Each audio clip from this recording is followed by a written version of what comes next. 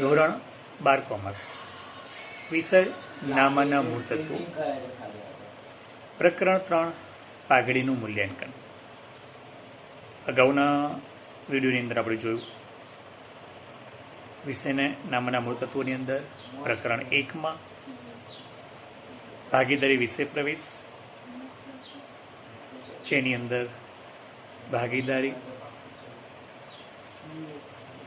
કરારનામા અને ટૂંકા દાખલા વિશે જોઈ ગયા. હવે આપણે પ્રકરણ 3ની અંદર પાઘડી એટલે શું, પાઘડીને અસર કરતા પરિબળો અને પાઘડીની કિંમત કેવી રીતે નક્કી કરવામાં આવે છે તે જોઈશું. આપણે પાઘડી એટલે શું, તો કે એને અંગ્રેજીમાં કહીએ તો પાઘડી એટલે કે ગુડવિલ, ધંધાની ગુડવિલ. અહીં જ્યારે પેઢીના ભાગીદારો જોખમ ઉઠાવીને મહેનત કરીને પેઢીને એક વિશિષ્ટ ઓળખ આપવાનું કાર્ય કરે છે, પેઢી વધારે ને વધારે નફો કરતી થાય તે પ્રકારે બજારમાં એક વિશિષ્ટ શાખ ઊભી કરવાનો પ્રયત્ન કરે છે. એક ચોક્કસ પ્રકારની પ્રતિષ્ઠા મળે તે માટે ભાગીદારો હંમેશા પ્રયત્નશીલ રહેતા હોય છે. તેને કારણે ભાગીદારો જોખમ ઉઠાવતા હોય છે, સાહસ ખેડતા હોય છે અને કેટલીક વખત તો નુકસાન કરવા માટે પણ તૈયાર થતા હોય છે. અને તેને જ કારણે થઈને અને આ બધા ભાગીદારોની મહેનતને કારણે થઈને ધંધામાં પેઢીની એક આગવી ઓળખ ઊભી થાય છે. અને ધીરે ધીરે કરતાં જેમ જેમ સમય જતો જાય તેમ તેમ અનેક સ્થિર ગ્રાહક વર્ગ ની સામે એક અસરકારક છાપ ઊભી કરી શકે છે.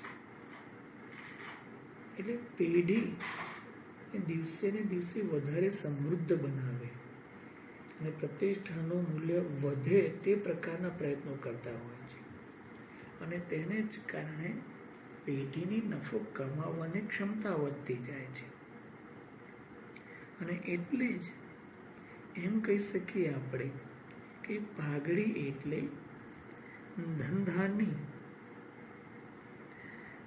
પેઢીની પ્રતિષ્ઠાનું મૂલ્ય દર્શાવતી અદૃશ્ય મિલકત. શું? પાઘડી એટલે પેઢીની પ્રતિષ્ઠાનું મૂલ્ય દર્શાવતી અદૃશ્ય મિલકત એટલે પાઘડી. ધંધાની અંદર મિલકતો બે પ્રકારની હોય છે. એક દ્રશ્ય મિલકત, બીજી અદ્રશ્ય મિલકત. દ્રશ્ય મિલકત જમીન, મકાન, યંત્રો, ફર્નિચર, ઓજારો, સ્ટોક, આ જે બધી મિલકતો છે તે છે દ્રશ્ય મિલકતો. અને બીજી છે પાઘડી, પેટન્ટ, કોપીરાઇટ, ટ્રેડમાર્ક, આવી બધી જે મિલકતો છે એ અદ્રશ્ય મિલકત છે. મિલકતને કારણે ધંધાની અંદર ધંધો ચલાવવા માટે, એને વધારવા માટે ઘણો પ્રયત્ન થાય છે. એટલે કે મિલકતથી જ ધંધો ચાલે છે અને કેટલીક મિલકતોથી એ સીધી ધંધાને અસર કરે છે. એટલે ધંધો ચલાવવા માટે દ્રશ્ય અને અદ્રશ્ય બંને પ્રકારની મિલકતોની જરૂર પડે છે. તો પાઘડી એ અદ્રશ્ય મિલકત કહેવાય છે, પણ કેવી? પ્રતિષ્ઠા દર્શાવતી અદ્રશ્ય મિલકત. એટલે કે ધંધાની પ્રતિષ્ઠાનું મૂલ્ય કહેવાય છે. તેમજ સામાન્ય કરતાં જો વધુ નફો કમાવાની ક્ષમતા હોય તો જ પાઘડીની કિંમત વધે છે. અને સામાન્ય કરતાં નફો વધારે આવે તો જ પાઘડી ઉદ્ભવે છે. સાથે સાથે પેઢીની પ્રતિષ્ઠા પણ પાઘડીને કારણે ઉદ્ભવે છે. અને જો ખોટ હોય તો પાઘડી હોતી નથી. અથવા તો એમ કહી શકીએ તો પણ ચાલે કે જો ધંધામાં ખોટ થવાની હોય તો પાઘડીની કિંમતમાં ઘટાડો થતો જોવા મળે છે. આ બીજું કે ગ્રાહક, આ સ્થિર ગ્રાહક વર્ગ હોય ને તો જ એ પાઘડીને કિંમત વધારે છે. સ્થિર ગ્રાહક વર્ગ એટલે કે ગ્રાહકો એક વખત જે માલ આપણો ખરીદતા હોય તેનું રિપીટેશન થતું હોવું જોઈએ તો જ તેને કહી શકીએ આપણે સ્થિર ગ્રાહક વર્ગ. અને એ તો જ પાઘડીની કિંમત ઉદ્ભવે છે. અને આ પાઘડી અદ્રશ્ય મિલકત હોવાથી છતાં પણ તેને પાકા સરવૈયાની અંદર મિલકત અને લેણા બાજુ દર્શાવવામાં આવે છે. એટલે કે પાઘડી એ અદ્રશ્ય મિલકત છે અને પેઢીની પ્રતિષ્ઠા દર્શાવવા માટે સ્થિર ગ્રાહક વર્ગ.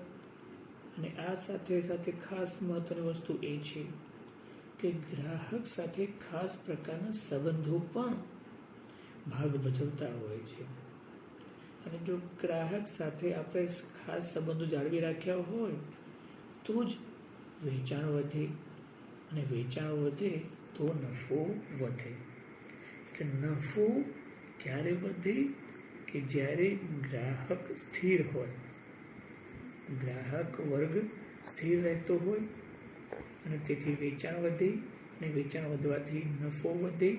જેમ જેમ નફો વધતો જાય તેમ તેમ ધંધાની પ્રતિષ્ઠા પણ વધે. ધંધાની પ્રતિષ્ઠા વધે એટલે પાઘડીની કિંમત પણ વધે. એટલે બીજા શબ્દમાં કહી શકીએ તો પાઘડીનું મૂલ્ય પેઢીનો નફો કમાવવાની ક્ષમતા પર રહેલો છે. એટલે નફો કમાવવાની ક્ષમતાને આધારે પણ પાઘડીની મૂલ્ય નક્કી કરી શકાય છે. અને ખોટ હોય કે નુકસાન હોય તો પાઘડી અસ્તિત્વમાં ન પણ હોઈ શકે. અને એટલા જ માટે ધંધાની પ્રતિષ્ઠા વધારવા માટે ભાગીદારોએ જોખમ ખેડીને, મહેનત કરીને, આગવી ઓળખ ઊભી કરીને ધંધામાં પાઘડીનું મૂલ્ય વધે, તેની ગુડવિલ વધે તે પ્રકારના પ્રયત્નો ભાગીદારોએ ધંધામાં કરવા પડતા હોય છે. હવે જોઈએ આપણે પાઘડીના મૂલ્યાંકનને અસર કરતા પરિબળો. એટલે કે પેઢીની નફો કમાવવાની ક્ષમતાને આધારે પાઘડીનું મૂલ્ય નક્કી થઈ શકે. તો અહીં કયા કારણોસર પેઢીનો નફો વધારે થઈ શકે, ઓછો થઈ શકે, અને એને કારણે પાઘડીની કિંમતમાં વધારો ઘટાડો થવાની શક્યતા રહેલી છે. તો પહેલું છે ધંધાનું સ્થાન. ધંધાનું સ્થાન એટલે ધંધો કઈ જગ્યાએ આવેલો છે, તેનું સ્થાન મોકાનું સ્થાન છે કે નહીં, એને આધારે અને ધંધાના સ્થાનને આધારે વસ્તુના ખરીદ વેચાણ માટેના બજારમાં પેઢીનું સ્થાન મહત્વનું છે. દાખલા તરીકે બોપલની અંદર આપણે જોઈએ ઘણો મોટો વિસ્તાર છે. દાખલા તરીકે ભવ્ય પાર્કની આસપાસ ગ્રાહક વર્ગ વધારે હોય છે. તેમજ એનાથી આ બાજુ આવીએ તો કે બિગ ડેરી આસપાસ ગ્રાહક વર્ગ મધ્યમ પ્રકારનો હોય છે. એનાથી આગળ જઈએ તો ઘુમા બાજુ આવીએ તો ગ્રાહક વર્ગ એનાથી પણ નીચે પ્રકારનો હોય છે. તો આમાંથી તમારો ધંધો કઈ જગ્યાએ આવેલો છે એ સ્થાનને આધારે, ગ્રાહક વર્ગને આધારે વસ્તુનું ખરીદ વેચાણ થાય છે. આમ તો ઓનલાઈન શોપિંગ પણ થતું હોય છે, પરંતુ વર્તમાન સમયની અંદર હજી પણ ગ્રાહક વેપારી પાસેથી સીધો માલ ખરીદવાનું પસંદ કરતો હોય છે. હજી ભારતની અંદર વર્તમાન સમયમાં અત્યારે લોકડાઉનની પરિસ્થિતિમાં બરોબર છે કે ઓનલાઈન આપણે ખરીદી કરીએ છીએ, પણ આમ તમે જોવા જાઓ તો હજી પણ ભારતની અંદર ડિજિટલાઇઝેશન પૂરતા પ્રમાણમાં થયું નથી, અને આ સ્થાનને આધારે જ પેઢીની ભવિષ્યની વેચાણ કિંમત પણ નક્કી કરી શકાય છે. જ્યારે પેઢી વેચવાનો સમય આવે તે વખતે આ ધંધાની જગ્યાને આધારે, સ્થાનને આધારે તેના ધંધાની વેચાણ કિંમત અને પાઘડીની કિંમત નક્કી કરવામાં આવે છે. એટલે કે પાઘડીની કિંમતને અસર કરનારું ધંધાનું સ્થાન એક મહત્વનું પરિબળ છે, અને એના આધારે પાઘડીની કિંમત વધારે આવે છે. ત્યારબાદ બીજું પરિબળ છે ધંધાનું સ્વરૂપ. ધંધાનું સ્વરૂપ તમારું કયા પ્રકારનું છે? સામાન્ય રીતે ટ્રેડિંગ, મેન્યુફેક્ચરિંગ, આ બે મુખ્ય પ્રકારો છે, અને ઇજારાશાહી પણ કહીએ આપણે. આ ધંધાના સ્વરૂપને આધારે ધંધાની નફાની સ્થિરતા અને જોખમો એ પેઢીના મૂલ્યને આધારે રહેલો છે. એ તમારા ધંધાની અંદર જો જોખમનું પ્રમાણ વધારે રહેતું હોય તો પાઘડીની કિંમત ઓછી આવી શકે છે, કારણ કે નફાની સ્થિરતા અને જોખમ સાથે સીધો સંબંધ છે. જો ધંધામાં જોખમ વધુ હોય તો નફાની સ્થિરતા પણ ઓછી હોય છે,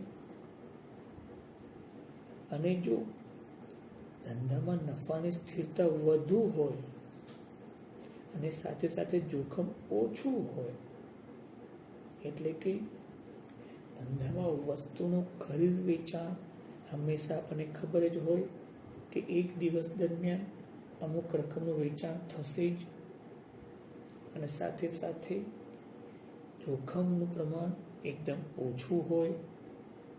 એટલે કે દાખલા તરીકે એવી જીવન જરૂરિયાતની ચીજ વસ્તુઓનું આપણે વેચાણ કરતા હોઈએ જે મનુષ્યના જીવનની અંદર રોજબરોજની પ્રક્રિયાની અંદર એને જરૂર પડતી જ હોય, તો એનો મતલબ એ થયો કે ધંધાની અંદર આ ગ્રાહક વર્ગ સ્થિર છે.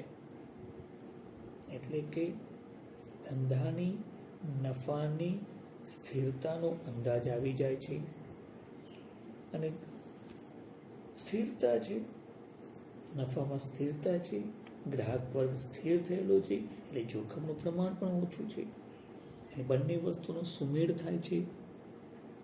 ધંધાના ગ્રાહક વર્ગ સ્થિર છે, નફો સ્થિર છે, અને જોખમ પણ ઓછું છે. એનો મતલબ એ થયો આ ધંધાની અનુકૂળ પરિસ્થિતિ છે.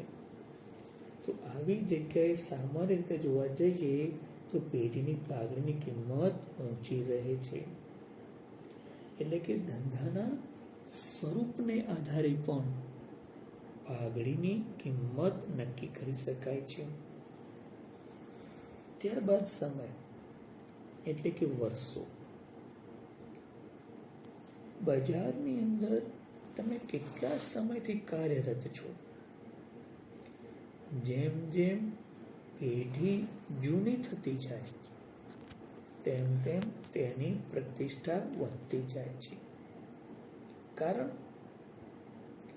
જેમ જેમ પેઢી જૂની થતી જાય તેમ તેમ ગ્રાહકોની સંખ્યામાં વધારો થતો જાય છે અને સાથે સાથે પેઢી જૂની થતી જાય. અને જો તમે સંચાલનમાં સફળ હો તેમજ તમારી પ્રોડક્ટ લોકોએ સ્વીકારેલી હોય તો ગ્રાહક સાથેનો અલગ પ્રકારનો એક સંબંધ વિકસાયેલો હોય છે. દાખલા તરીકે આપણે રેસ્ટોરન્ટો જોઈએ છીએ, ઘણા બધા પ્રકારની રેસ્ટોરન્ટો છે. એની અંદર એક મોટું નામ છે ઓનેસ્ટનું. તો આ ઓનેસ્ટ એક નામથી ચાલે છે. અમદાવાદની અંદર ઓનેસ્ટની ઘણી બધી રેસ્ટોરન્ટો આવેલી છે, પણ માત્ર એના નામને કારણે થઈને અમદાવાદની બહારના વિસ્તારોમાં પણ તેણે નામ કમાયું છે. એટલે માત્ર અમદાવાદમાં ચાલે છે જેવું જરૂરી નથી, પણ અમદાવાદની બહાર પણ એમના વર્ષો જૂના સમયને કારણે તે બહારના વિસ્તારોમાં પણ તેનું વધારે વેચાણ કરી શકે છે. કારણ એનો સમયગાળો વર્ષો જૂના છે. તેથી એક જગ્યાએ તેના ગ્રાહકો સાથેના સંબંધો તેને વિકસાવેલા છે. સ્થિર ગ્રાહક વર્ગ ઊભો થઈ ગયો છે અને તેનો જ લાભ લઈને એને નફો કમાવાની કાર્યક્ષમતા પણ ધીરે ધીરે ઊંચી થતી જોવા મળે છે. અને આપણને ખબર છે કે નફો કમાવવાની ક્ષમતા જેમ જેમ વધારે હોય તેમ તેમ પાઘડીની કિંમત ઊંચી આવે છે. એટલે ધંધાની અંદર જેમ જેમ વર્ષો વધારે હોય તેમ તેમ પાઘડીની કિંમત વધારે આવતી જોવા મળે છે. ત્યારબાદ બીજું તત્વ છે હરીફાઈ. વર્તમાન સમયની અંદર દરેક ધંધામાં હરીફાઈ જોવા મળે છે. તો જ્યાં આગળ હરીફાઈ ઓછી હોય એટલે કે જોખમ પણ ઓછું હોય. હરીફાઈ ઓછી એટલે જોખમ ઓછું, અને જોખમ ઓછું એટલે સ્થિર ગ્રાહક વર્ગ, અને ગ્રાહક વર્ગ સ્થિર એટલે નફો પણ સ્થિર. તો આવી જગ્યાએ પેઢીની કિંમત, પાઘડીની કિંમત સામાન્ય કરતાં ઊંચી હોઈ શકે છે. કારણ કે ધંધો ઇજારાવાળો છે, ઇજારાયુક્ત હોય એટલે કે હરીફાઈનું પ્રમાણ ઓછું છે. તમે જે પ્રકારનો ધંધો કરો છો એ પ્રકારનો ધંધો કરનાર વર્ગ ઘણો ઓછો જોવા મળે છે. અને ઓછો જોવા મળતો હોવાથી ધંધાની હરીફાઈ ઓછી કરવી પડે છે. ધંધાનો ઇજારો રહેલો છે અને એટલા જ માટે ગ્રાહક વર્ગ નક્કી થઈ ગયેલું જે સ્થિર છે એટલે વેચાણ વધુ આવે છે. એટલે ઇજારો પ્રવર્તે છે તમારો ધંધાની અંદર.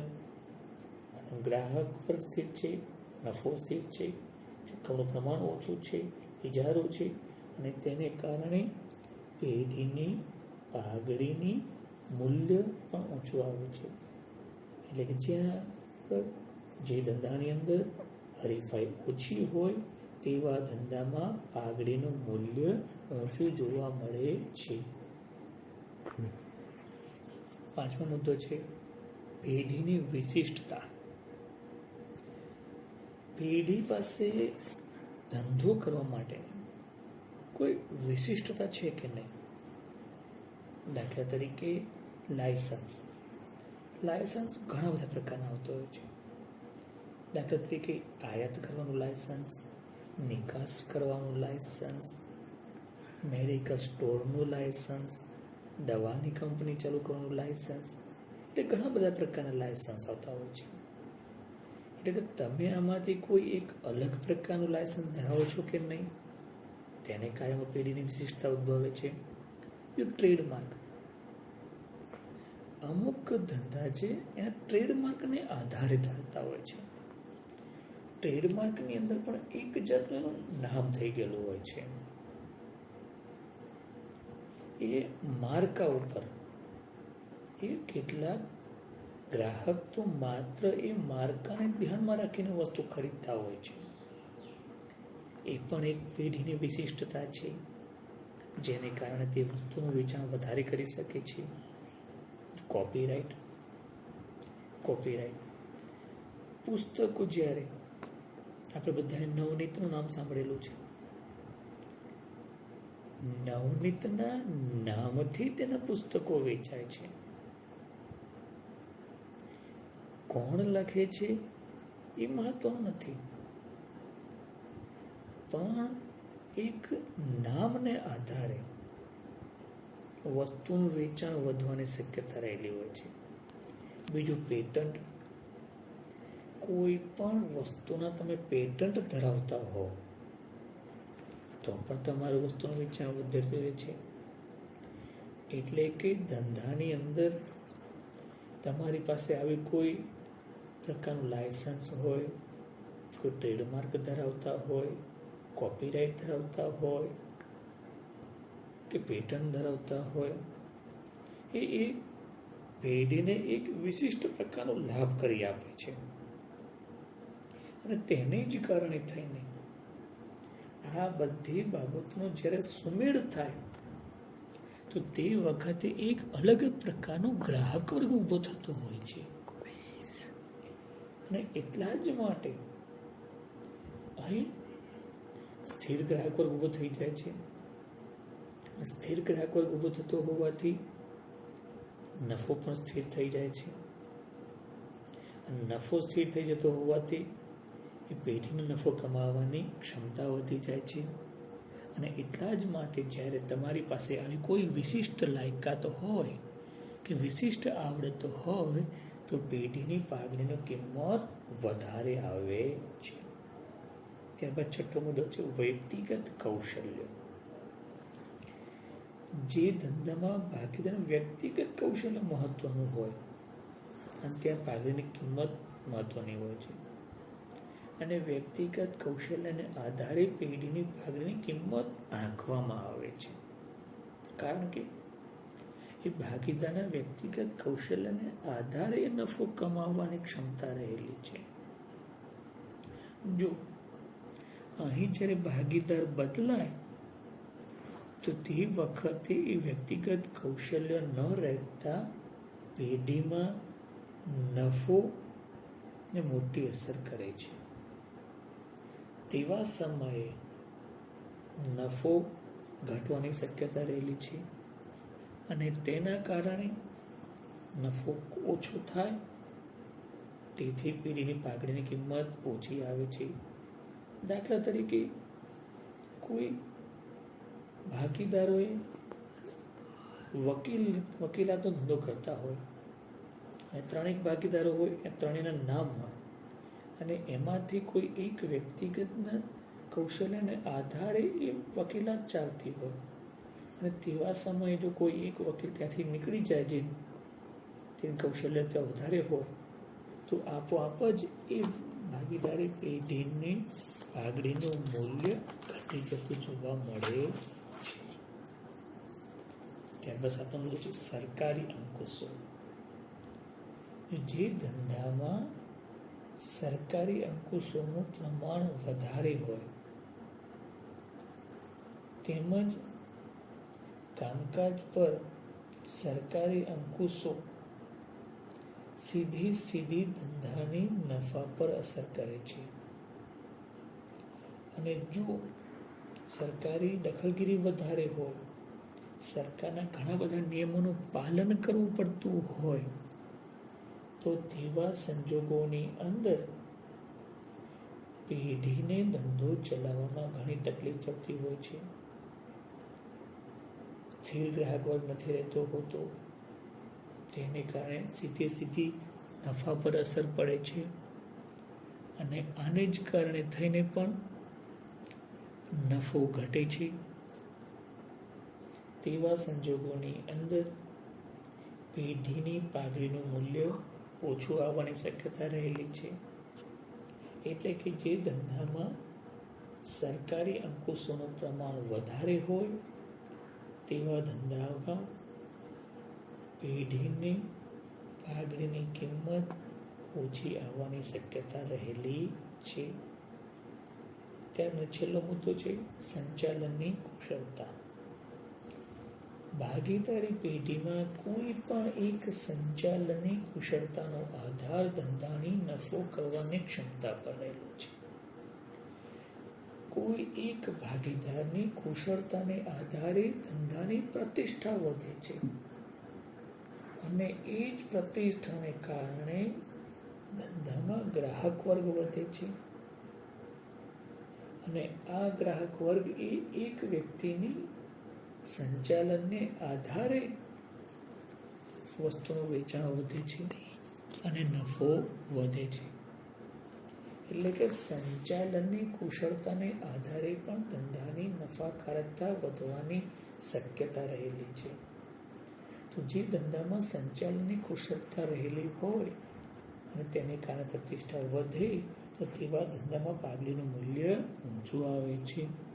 અને આના સિવાય પણ પાઘડીને અસર કરનારી ઘણી બધી પરિસ્થિતિઓ છે. દાખલા તરીકે રાજકીય પરિસ્થિતિ, દેશની આર્થિક પરિસ્થિતિ, ફુગાવાજન્ય પરિસ્થિતિ, ગ્રાહકોના પ્રકાર, ગ્રાહકોની ટેવ, ગ્રાહકોની પસંદગી, આ બધી બાબતો વારે ઘડીએ બદલાયા કરતી હોય છે અને તેને કારણે ધંધામાં પેઢીની પાઘડીને અસર થતી હોય છે. આવા ઘણા બધા કારણોસર પાઘડીનું મૂલ્યને અસર થતી જોવા મળે છે.